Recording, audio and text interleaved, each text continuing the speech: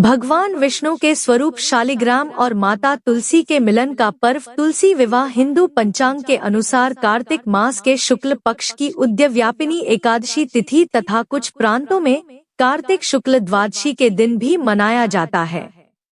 इस वर्ष 12 नवंबर मंगलवार के दिन तुलसी शालिग्राम विवाह का शुभ मुहूर्त है। 12 नवंबर 2024 को भी किया जा सकता है।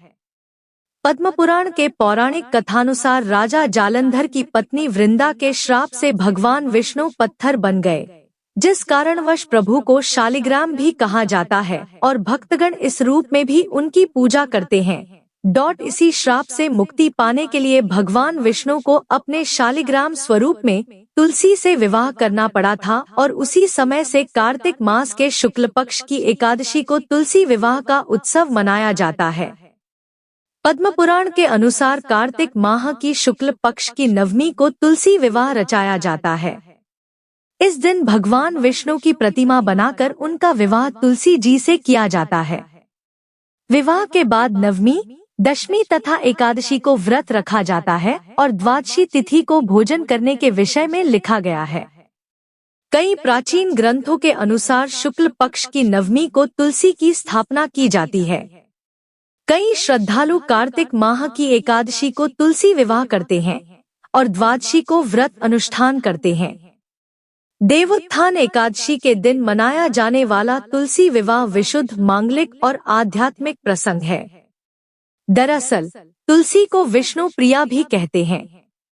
देवता जब जागते हैं तो सबसे पहली प्रार्थना हरिवल्लभा तुलसी की ही सुनते हैं। इसीलिए तुलसी विवाह को देव जागरण के पवित्र मुहूर्त के स्वागत का आयोजन माना जाता है।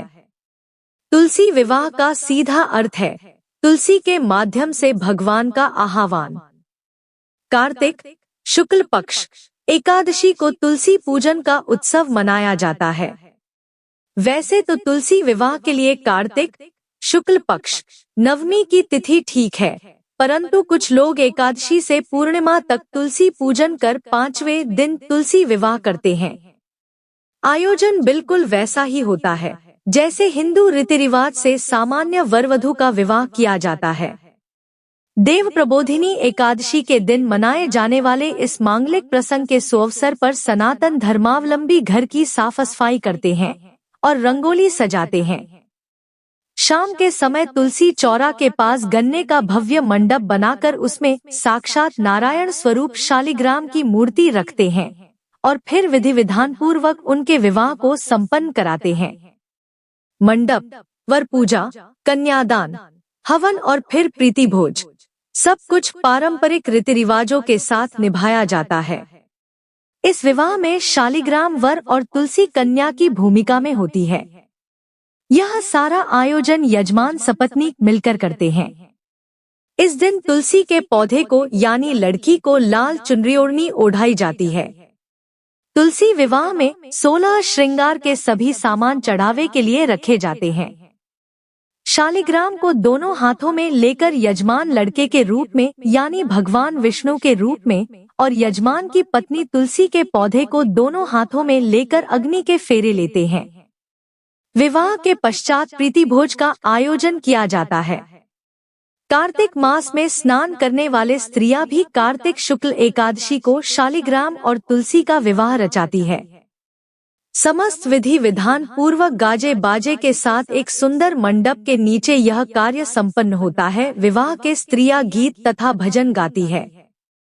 कार्तिक माह की देवोत्थान एकादशी से ही विवाह आदि से संबंधित सभी मंगल कार्य आरंभ हो जाते हैं। इसलिए इस एकादशी के दिन तुलसी विवाह रचाना उचित भी है। कई स्थानों पर विष्णु जी की सोने की प्रतिमा बनाकर उनके साथ तुलसी का विवाह रचाने की बात कही गई है। विवाह से पूर्व 3 दिन तक पूजा करने का विधान है। नवमी, दशमी व एकादशी को व्रत एवं पूजन कर अगले दिन तुलसी का पौधा किसी ब्राह्मण को देना शुभ होता है। लेकिन लोग एकादशी से पूर्णिमा तक तुलसी पूजन करके 5वें दिन तुलसी का विवाह करते हैं। तुलसी विवाह की यही पद्धति बहुत प्रचलित है। शास्त्रों में कहा गया है कि जिन दंपतियों के संतान नहीं होती वे जीवन में एक बार तुलसी का विवाह करके कन्यादान का पुण्य अवश्य प्राप्त करें। तुलसी विवाह करने से कन्यादान के समान पुण्यफल की प्राप्ति होती है। कार्तिक शुक्ल एकादशी पर तुलसी विवाह का विधिवत पूजन करने से भक्तों की सभी मनोकामनाएं पूर्ण होती हैं। हिंदुओं के संस्कार अनुसार तुलसी को देवी रूप में हर घर में पूजा जाता है।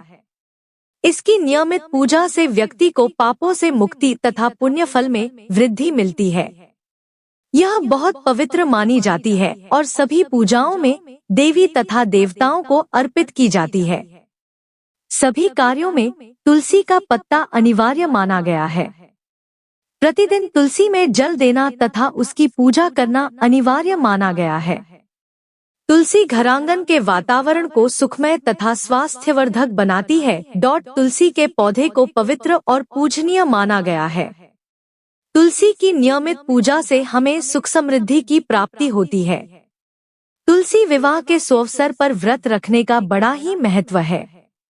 आस्थावान भक्तों के अनुसार इस दिन श्रद्धा भक्ति और विधि पूर्वक व्रत करने से व्रती के इस जन्म के साथ साथ पूर्व जन्म के भी सारे पाप मिट जाते हैं और उसे पुण्य की प्राप्ति होती है। तुलसी विवाह की विधि। तुलसी का गमला साफ सुथरा करके गेरू और चूने से रंग कर सजाएं। साड़ी आदि से सुंदर मंडप बनाकर गन्ने व फूलों से सजाना चाहिए। परिवार के सभी सदस्य शाम के समय तुलसी विवाह में शामिल होने के लिए नए कपड़े आदि पहनकर तैयार हो जाए। तुलसी के साथ शादी के लिए शालिग्राम जी यानी विष्णु जी की काली मूर्ति चाहिए होती है। ये नहीं मिले तो आप अपनी श्रद्धानुसार सोने, पीतल या मिश्रित धातु की मूर्ति ले सकते हैं या फिर विष्णु जी की तस्वीर भी ले सकते हैं। यदि कोई व्यवस्था ना हो पाए तो पंडित जी से आग्रह करने पर वे मंदिर से शालिग्राम जी की मूर्ति अपने साथ ला सकते हैं। सबसे पहले गणेश जी का पूजन करें, फिर मंत्रों का उच्चारण करते हुए गाजे बाजे के साथ भगवान विष्णु की प्रतिमा को तुलसी जी के निकट लाकर रखें। भगवान विष्णु का आवाहन इस मंत्र के साथ करें। आगच्छ भगवन् देव अर्चयिष्यामि केशव, तुभ्यं दास्यामि तुलसी सर्वकाम प्रदो भव। यानी है भगवान केशव, आइए देव मैं आपकी पूजा करूंगा, आपकी सेवा में तुलसी को समर्पित करूंगा। आप मेरे सभी मनोरथ पूर्ण करना। फिर इस मंत्र से तुलसी जी का ध्यान करें। देवी त्वं निर्मिता पूर्वमर्चितासि मुनीश्वरः, नमो नमस्ते तुलसी पापन हर हरिप्रिये। तुलसा जी व भगवान विष्णु की प्रतिमा में प्राण प्रतिष्ठा करके निम्नस्तुति आदि के द्वारा भगवान को निद्रा से जगाए। उत्तिष्ठ गोविंद त्यज निद्रा जगतपते, त्वयि सुप्ते जगन्नाथ जगत सुप्तम भवेदिदम्। उत्थिते चेष्टते सर्वमुत्तिष्ठोत्तिष्ठ माधव, गता मेघा व्यच्चैव निर्मलन निर्मलादिश, शारदानि च पुष्पाणि गृहाण मम केशव। उत्तिष्ठ गोविंद त्यज निद्रा जगतपते। विष्णु जी को पीले वस्त्र धारण करवाए। पीला रंग विष्णु जी का प्रिय है। कांसे के पात्र में दही, घी, शहद रखकर भगवान को अर्पित करें। फिर पुरुष सूक्त हरि सहस्त्रशीर्षा पुरुष, सहस्राक्ष, सहस्रपात, स भूमि सर्वत, स्परित्वात्यतिष्ठत् शांगुलम आदि 16 मंत्रों से या सामर्थ्य हो तो षोडशोपचार से पूजा करें। इस मंत्र को बोलकर तुलसी जी का पूजन करें। तुलसी श्रीर महालक्ष्मीर विद्या विद्या यशस्विनी, धर्म्या धर्मान्ना देवी देवी देवमन प्रिया, लप्ते सुत्रा भक्तिमन्ते विष्णुपदम लभेत। तुलसी भूर महालक्ष्मी पद्मिनी श्रीर हर प्रिया। तुलसी माता को लाल रंग की ओढ़नी ओढ़ानी चाहिए। शालिग्राम जी को चावल नहीं चढ़ाए जाते हैं, इसीलिए उन्हें तिल चढ़ाए। दूध व हल्दी का लेप बनाकर शालिग्राम जी व तुलसी जी को चढ़ाए। गन्ने से बनाए गए मंडप की भी दूध हल्दी से पूजा करें। विवाह के समय निभाए जाने वाली सभी रस्में करें। तुलसी जी और शालिग्राम जी के फेरे भी करवाने चाहिए। साथ ही ओम तुलस्य नमः मंत्र का उच्चारण करना चाहिए। तुलसी माता की शादी के लिए साड़ी, ब्लाउज, मेहंदी, काजल, बिंदी, सिंदूर, चूड़ा आदि सुहाग का सामान तथा बर्तन चढ़ाए। जो भी भोजन बनाया हो वह एक थाली में 2 जनों के लिए रखकर फेरों के समय भोग लगाने के लिए रखना चाहिए। कन्यादान का संकल्प करें और भगवान से प्रार्थना करें, हे परमेश्वर, इस तुलसी को आप विवाह की विधि से ग्रहण कीजिए। यह पार्वती के बीच से प्रकट हुई है, वृंदावन की भस्म में स्थित रही है। आपको तुलसी अत्यंत प्रिय है, अतः इसे मैं आपकी सेवा में अर्पित करता हूँ। मैंने इसे पुत्री की तरह पाल पोस कर बड़ा किया है और आपकी तुलसी आपको ही दे रहा हूँ। हे प्रभु, इसे स्वीकार करने की कृपा करें। इसके पश्चात तुलसी और विष्णु दोनों की पूजा करें और तुलसी माता की कहानी सुने। कपूर से तुलसी माता की आरती करें और नामाष्टक मंत्र का यथा सामर्थ्य जप करें। वृंदावनी विश्व पूजिता विश्व पावनी, पुष्पसारा नंदनीय तुलसी कृष्ण जीवनी, इत भामाष्टक चैव स्तोत्र नामर्थम संयुतम, य पठेत ता च संपूज्य सौश्रमेघ फलम लमेता। इसके बाद आरती करें। जय जय तुलसी माता, मैया जय तुलसी माता, सब जग की सुखदाता, सबकी वर माता। जय तुलसी माता, सब योगों से ऊपर, सब रोगों से ऊपर, रज से रक्ष करके, सबकी भवत्राता। जय तुलसी माता, बटु पुत्री है श्यामा, सूर बल्ली है ग्राम्या, विष्णु प्रिय जो नर तुमको सेवे, सो नर तर जाता। जय तुलसी माता, हरि के शीश विराजत, त्रिभुवन से हो वंदित, पतित जनों की तारिणी, तुम हो विख्याता। जय तुलसी माता, लेकर जन्म विजन में आई दिव्य भवन में, मानव लोक तुम्ही से सुख संपत्ति पाता। जय तुलसी माता, हरि को तुम अति प्यारी, श्याम वर्ण सुकुमारी, प्रेम अजब है उनका, तुमसे कैसा नाता। हमारी विपद हरो तुम, कृपा करो माता। जय तुलसी माता, जय जय तुलसी माता, मैया जय तुलसी माता, सब जग की सुखदाता, सबकी वर माता। भगवान को लगाए गए भोग का प्रसाद के रूप में वितरण करें। सुबह हवन करके पूर्णाहुति करें। इसके लिए खीर, घी, शहद और तिल के मिश्रण की 108 आहुति देनी चाहिए। महिलाएं तुलसी माता के गीत गाती है। उसी समय व्रत करने वाली के पीहर वाले कपड़े पहनाते हैं। इसी समय शालिग्राम व तुलसी माता को श्रद्धानुसार भोजन परोसकर भोग लगाना चाहिए। साथ में श्रद्धानुसार दक्षिणा अर्पित की जानी चाहिए। भगवान से प्रार्थना करें, प्रभु, आपकी प्रसन्नता के लिए किए गए इस व्रत में कोई कमी रह गई हो तो क्षमा करें। अब आप तुलसी को साथ लेकर बैकुंठ धाम पधारें। आप मेरे द्वारा की गई पूजा से सदा संतुष्ट रहकर मुझे कृतार्थ करें। इस प्रकार तुलसी विवाह का पारायण करके भोजन करें। भोजन में आंवला, गन्ना व बैर आदि अवश्य शामिल करें। भोजन के बाद तुलसी के अपने आप गिरे हुए पत्ते खाएं, यह बहुत शुभ होता है। तुलसी और शालिग्राम का विवाह कराना विष्णु भगवान की भक्ति का एक रूप है। तुलसी शालिग्राम विवाह कथा। प्राचीन काल में जालंधर नामक राक्षस ने चारों तरफ बड़ा उत्पात मचा रखा था। वह बड़ा वीर तथा पराक्रमी था। उसकी वीरता का रहस्य था उसकी पत्नी वृंदा का पतिव्रता धर्म। उसी के प्रभाव से वह सर्वजनी बना हुआ था।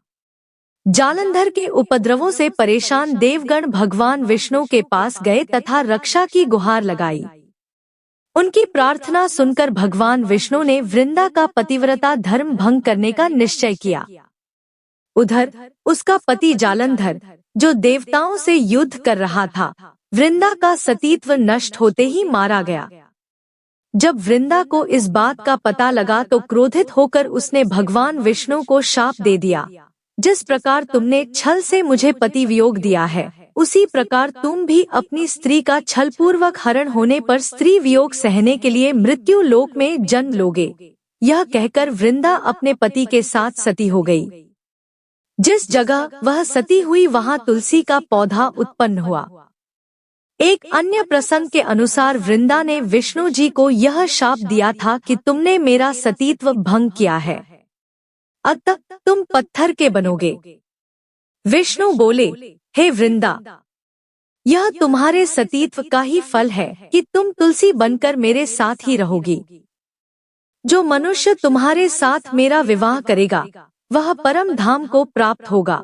बिना तुलसी दल के शालिग्राम या विष्णु जी की पूजा अधूरी मानी जाती है। शालिग्राम और तुलसी का विवाह भगवान विष्णु और महालक्ष्मी के विवाह का प्रतीकात्मक विवाह है। कथा विस्तार।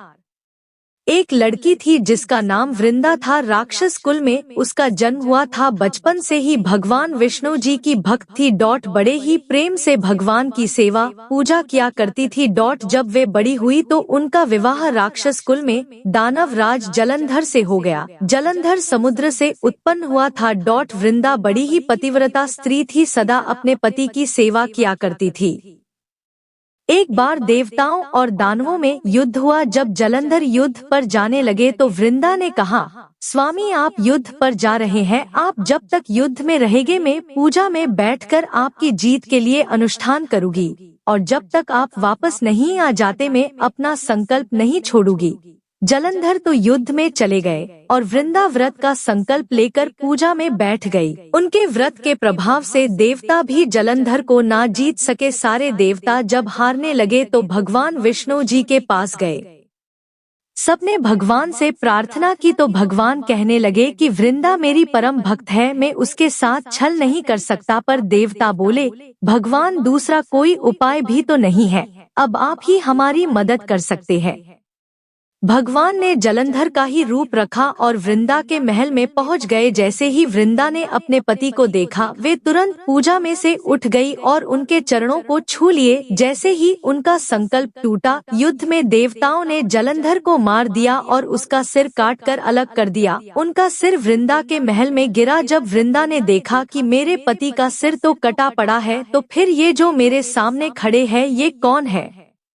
उन्होंने पूछा, आप कौन हो जिसका स्पर्श मैंने किया? तब भगवान अपने रूप में आ गए पर वे कुछ ना बोल सके। वृंदा सारी बात समझ गई। उन्होंने भगवान को श्राप दे दिया, आप पत्थर के हो जाओ। भगवान तुरंत पत्थर के हो गए। सभी देवता हाहाकार करने लगे, लक्ष्मी जी रोने लगे और प्रार्थना करने लगे। जब वृंदा जी ने भगवान को वापस वैसा ही कर दिया और अपने पति का सिर लेकर वे सती हो गई।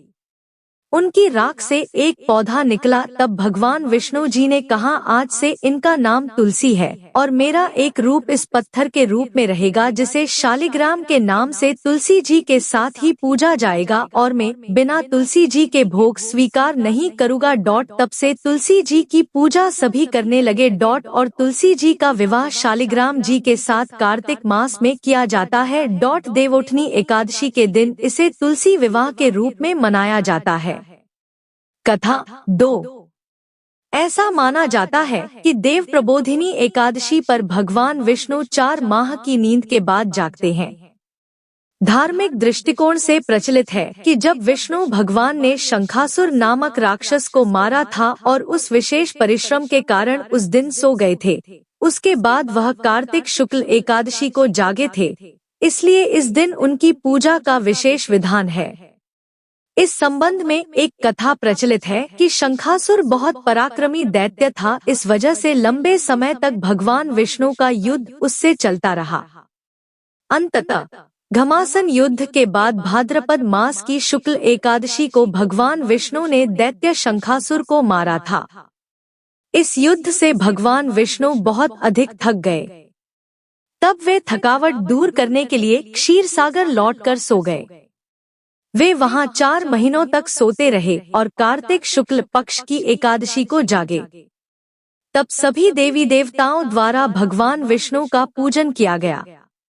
इसी वजह से कार्तिक मास के शुक्ल पक्ष की इस एकादशी को देव प्रबोधिनी एकादशी कहा जाता है। इस दिन व्रत उपवास करने का विधान है। कथा 3। एक बार भगवान विष्णु से उनकी प्रिया लक्ष्मी जी ने आग्रह के भाव में कहा, है भगवान, अब आप दिन रात जागते हैं, लेकिन एक बार सोते हैं तो फिर लाखों करोड़ों वर्षों के लिए सो जाते हैं तथा उस समय समस्त चराचर का नाश भी कर डालते हैं। इसलिए आप नियम से विश्राम किया कीजिए। आपके ऐसा करने से मुझे भी कुछ समय आराम का मिलेगा। लक्ष्मी जी की बात भगवान को उचित लगी। उन्होंने कहा, तुम ठीक कहती हो। मेरे जागने से सभी देवों और खासकर तुम्हें कष्ट होता है।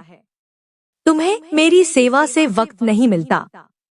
इसलिए आज से मैं हर वर्ष 4 मास वर्षा ऋतु में शयन किया करूंगा। मेरी यह निद्रा अल्पनिद्रा और प्रलयकालीन महानिद्रा कहलाएगी। यह मेरी अल्पनिद्रा मेरे भक्तों के लिए परम मंगलकारी रहेगी। इस दौरान जो भी भक्त मेरे शयन की भावना कर मेरी सेवा करेंगे, मैं उनके घर तुम्हारे समेत निवास करूंगा। तुलसी विवाह व्रत कथा। प्राचीन ग्रंथों में तुलसी विवाह व्रत की अनेक कथाएं दी हुई हैं। उन कथाओं में से एक कथा निम्न है। इस कथा के अनुसार एक कुटुंब में ननद तथा भाभी साथ रहती थी। ननद का विवाह अभी नहीं हुआ था। वह तुलसी के पौधे की बहुत सेवा करती थी, लेकिन उसकी भाभी को यह सब बिल्कुल भी पसंद नहीं था। जब कभी उसकी भाभी को अत्यधिक क्रोध आता तब वह उसे ताना देते हुए कहती कि जब तुम्हारा विवाह होगा तो मैं तुलसी ही बारातियों को खाने को दूंगी और तुम्हारे दहेज में भी तुलसी ही दूंगी। कुछ समय बीत जाने पर ननद का विवाह पक्का हुआ। विवाह के दिन भाभी ने अपनी कथनी अनुसार बारातियों के सामने तुलसी का गमला फोड़ दिया और खाने के लिए कहा। तुलसी की कृपा से वह फूटा हुआ गमला अनेकों स्वादिष्ट पकवानों में बदल गया। भाभी ने गहनों के नाम पर तुलसी की मंजरी से बने गहने पहना दिए। वह सब भी सुंदर सोने जवाहरात में बदल गए। भाभी ने वस्त्रों के स्थान पर तुलसी का जनेऊ रख दिया। वह रेशमी तथा सुंदर वस्त्रों में बदल गया। ननद की ससुराल में उसके दहेज की बहुत प्रशंसा की गई। यह बात भाभी के कानों तक भी पहुंची। उसे बहुत आश्चर्य हुआ। उसे अब तुलसी माता की पूजा का महत्व समझ आया। भाभी की एक लड़की थी। वह अपनी लड़की से कहने लगी कि तुम भी तुलसी की सेवा किया करो, तुम्हें भी बुआ की तरह फल मिलेगा। वह जबरदस्ती अपनी लड़की से सेवा करने को कहती, लेकिन लड़की का मन तुलसी सेवा में नहीं लगता था। लड़की के बड़ी होने पर उसके विवाह का समय आता है। तब भाभी सोचती है कि जैसा व्यवहार मैंने अपनी ननद के साथ किया था वैसा ही मैं अपनी लड़की के साथ भी करती हूँ, तो यह भी गहनों से लद जाएगी और बारातियों को खाने में पकवान मिलेंगे। ससुराल में इसे भी बहुत इज्जत मिलेगी। यह सोचकर वह बारातियों के सामने तुलसी का गमला फोड़ देती है, लेकिन इस बार गमले की मिट्टी ही रहती है। मंजरी तथा पत्ते भी अपने रूप में ही रहते हैं। जनेऊ भी अपना रूप नहीं बदलता है। सभी लोगों तथा बारातियों द्वारा भाभी की बुराई की जाती है। लड़की के ससुराल वाले भी लड़की की बुराई करते हैं। भाभी कभी ननद को नहीं बुलाती थी। भाई ने सोचा मैं बहन से मिलकर आता हूँ। उसने अपनी पत्नी से कहा और कुछ उपहार बहन के पास ले जाने की बात कही। भाभी ने थैले में ज्वार भरकर कहा कि और कुछ नहीं है, तुम यही ले जाओ। वह दुखी मन से बहन के पास चल दिया। वह सोचता रहा कि कोई भाई अपने बहन के घर ज्वार कैसे ले जा सकता है। यह सोचकर वह एक गौशाला के पास रुका और ज्वार का थैला गाय के सामने पलट दिया। तभी गाय पालने वाले ने कहा कि आप गाय के सामने हीरे मोती तथा सोना क्यों डाल रहे हो। भाई ने सारी बात उसे बताई और धन लेकर खुशी से अपनी बहन के घर की ओर चल दिया। दोनों बहन भाई एक दूसरे को देखकर अत्यंत प्रसन्न होते हैं।